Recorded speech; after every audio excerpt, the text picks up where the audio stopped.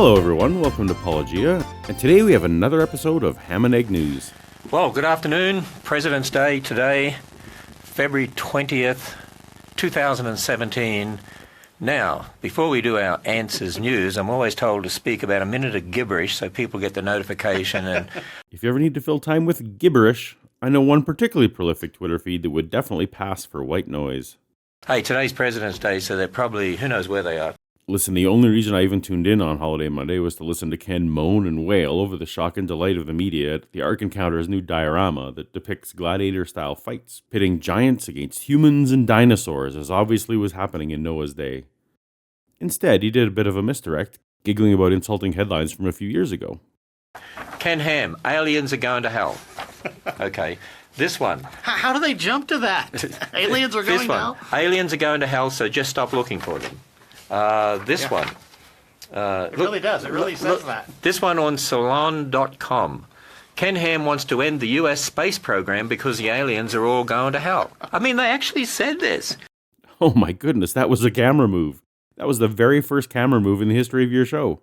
Careful the whiplash, kids. Hey, where's Georgia at? Georgia. Hey, did she take this holiday literally? Is that what she did? She must have. I'm telling you. She should. She needs to be a liberal and take it symbolically, like they do, like liberals do the days of creation or something. Yeah, that's right. Don't these so-called liberal Christians take the days of creation to be long periods of time, like billions of years of time? Are you suggesting that Georgia should take 1 billion years off? Ladies and gentlemen, good afternoon. Answers News, live from the studios here at Answers in Genesis in Northern Kentucky in the USA. In the USA. On planet Earth. Hey, today I thought we'd start off by talking a bit about this organization, the Freedom from Religion Foundation. I call them the Freedom from Christianity Foundation. Yeah, I understand. If it's freedom from all religion, then you're not special. Don't worry, Ken, you're super special. And persecuted. So persecuted. Freedom from Religion Foundation and the Americans United for Separation of Church and State, they're two of the bullying religious organizations in America, threaten lawsuits, and then they get their way of imposing their atheism on the culture. That's right, yeah. The Freedom from Religion, they are a religious organization. You keep using that word. I don't think it means what you think it means. They're not opposing religion out there. They're opposing Christianity. They're opposing anything to do with Christianity. Because of all the gods that atheists don't believe in, they don't believe in the Christian God the most. If they weren't religious, why would they attack the Ten Commandments? Right. If they're not, they shouldn't have a dog in that fight. They shouldn't. Separation of church and state. If atheism was a religion, they'd be fighting against themselves now, wouldn't they? I'm going to skip over the long, self-serving rant about how the FFRF responded to a complaint about a public school planning to take an official school field trip to Ken's Creation Museum. To me, this is an obvious case where the school is favoring one faith over others. But I'm neither an American nor a constitutional expert, so I'm cutting out this whole string of cases that Ken is outraged over and make up the bulk of the show this week. You can find a link in the description if your life needs more legal discussion from biased amateurs. And we went to federal court and we won on the basis of the First Amendment. Yeah. So if people will fight these... it was shocking with that particular case, so the people out there listening and watching, they basically said, hey, we're fine with people getting a tax incentive as long as it's not you Christians. As long as it's not you Christians. No, they were intentionally targeting your organization for discriminatory hiring practices. Projects receiving these rebates are not allowed to discriminate in hiring, and you required all employees to sign your statement of evangelical Christian faith. When this was discovered, you played a bit of a shell game with the Ark Encounter and Answers in Genesis organizations to allow these hiring practices to continue. Affirmations like belief in a young earth and condemning homosexuality and promising not to have sex. Look it up. Whatever you think about the merits of the case, employment policies with state money was at the heart of it. See, in other words, they don't even want students to even be taught to think critically about origins. They're not allowed to question it. Has any human being always been there, yes or no?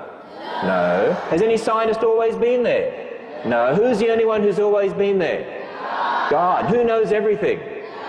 So, in a big loud voice, who should you always trust first, God or the scientist? God. And I want you to remember that.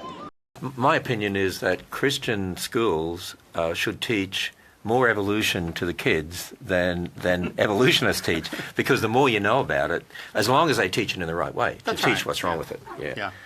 Given how little you and your staff seem to know or understand about the theory of evolution, I don't have a strong confidence level that your youth would have a solid grasp on the tenets of evolutionary science. If I'm wrong about that, great. But with 2 homeschooled teens asking me in the last year, if we evolved from monkeys, why are there still monkeys? I don't think I'm wrong.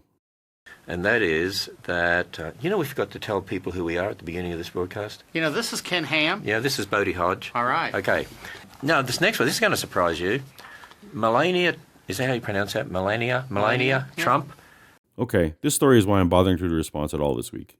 I don't intend to discuss politics on this channel, sticking instead to the much less heated topic of religion, so bear with me for just a minute. She was attacked for reciting the Lord's Prayer. I actually happened to be watching the news, and a number of news channels carried live a rally by President Trump. I'm not getting into politics or anything, but the interesting thing was this rally in Florida. The First Lady got up, and the first thing she did, she recited the Lord's Prayer. Man, did she get attacked by the secularists? Oh, well, go figure. They don't want the free exercise of religion. They don't want the freedom of religion. But I wondered, they did all sorts of tweets and blogs and so on. Here's one of the tweets. Okay, Bodie, I want you to react to this. Melania prays, "Our Father," makes Jesus turn in his grave. Before we get to the heart of this, some logistical notes. I couldn't find this tweet on Twitter, and that's because the original poster took it down, not surprisingly. But I was able to find the news coverage of the tweet. It was on Fox News, for what that's worth. Here's the tweet quoted, which we'll get back to. First, let's see what high-profile political opinion maker was making such a politically damaging comment. It's a user called Splatney. Let's take a look. Alright, Splatney is a software engineer with about 1,000 followers from Europe. So this horrible attack on the First Lady was committed by a tiny Twitter account from somewhere in the Alps. This tweet you singled out as the poster child for the attack? Let's also look at Splatney's bio. See how he's deliberately misspelled perfectionist to make an ironic joke about how a true perfectionist would never allow a spelling mistake? I feel I need to over-explain this joke because Splatney's specific style of subtle wordplay humor is important here. Let's hear your version of the tweet again, Ken. Melania prays, "Our Father," makes Jesus turn in his grave. But Ken, you left off the "oh wait" part of the tweet. Makes Jesus roll in his grave.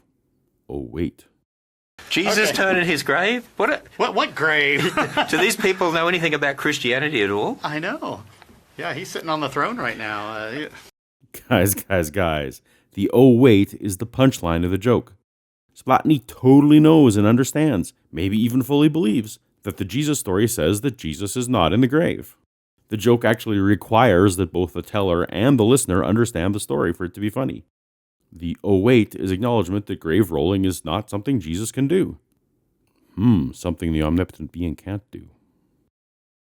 But you know what gets me? Do you think they would have attacked Melania had she read a verse from the Quran or from the Vedas? You are so quick to jump to the persecution you crave that you missed the entire point of this tweet. Obviously, the character of Jesus wouldn't be upset at the general concept of a public official using the very prayer he taught. But what sin made Jesus more upset than anything else in the recorded Gospels? Hypocrisy. He didn't like it when people professed to be holy when they were not. The point of Splatney's joke, and to someone outside your faith, I make absolutely no claims whether this is accurate or not, that's for your club to decide, is that Melania Trump has, from time to time, not given the external appearance of being a traditional Christian. It is not unreasonable to wonder whether her prayer was offered up in sincerity or more for political show. This tweet wondered if your prayer was being treated with proper reverence. The tweet in no way suggested the prayer should not be said. Take just a second to realize when someone is trying to help you, Ken. If Melania had read from the Quran in an attempt to give the impression that she was a Muslim, it would be Muslims themselves who would have a problem with that, and rightfully so. That's the point of the joke in the commentary. The First Lady possibly, not for me to say, but possibly, didn't mean the words she said. Isn't that what you should be concerned about? This tweet was a defense of Christianity, not an attack upon it. I can't believe I had to spend all this time explaining a Twitter joke to you. Now, we're sort of running out of time here, Bodie, but it's a holiday It's today. a holiday. We can go over. Yeah, and What's Georgia wrong with didn't that? even turn up. That's right. And because she's not here, we can do whatever we want. That's right. Yeah. Okay, let's keep going. So let's keep going here. Yeah. And it opens on Friday. On Friday. At 1 o'clock. I'm going to be Are you down gonna be there. there? I'm going to be there. Going to do a ribbon cutting. We're going to go cut the ribbon and open it? I'm not going to be there. Oh, you're not going to be there. No. Where are you going to be? I'm going to be in the hospital. Oh, you are? Why is that? They're going to put an ICD in my chest. Oh, yeah, that's right. Yeah, you go have fun. I'll be in a hospital bed. Because your heart has suffered from sin and the curse, right? That's right. Yeah, it's all because of sin, Bodie. You realise that? It sure is. Yeah, so people can pray for Bodie as he has this little procedure coming up. After you pray, please take time to thank the talented and well-educated medical staff who look after you, and whose knowledge was acquired by the kind of science that just last week you said was a waste of time and money. So if you didn't see the first bit, you missed some really good stuff about what's happening with the Freedom from Religion Foundation. Be praying for them too, by the way. Bullying people, and be praying for them. But this is going on all across the nation. People, go to their websites and see for yourself. The Americans United Freedom from Religion Foundation. Freedom from Religion Foundation are so unabashedly atheist. Mm-hmm. First of all, while I know that labels carry baggage and I understand why many would choose not to wear them, I'm grateful for the growing portion of the population who are attempting to normalize the word atheist. Unabashedly atheist simply means that they openly admit that they don't believe in a god.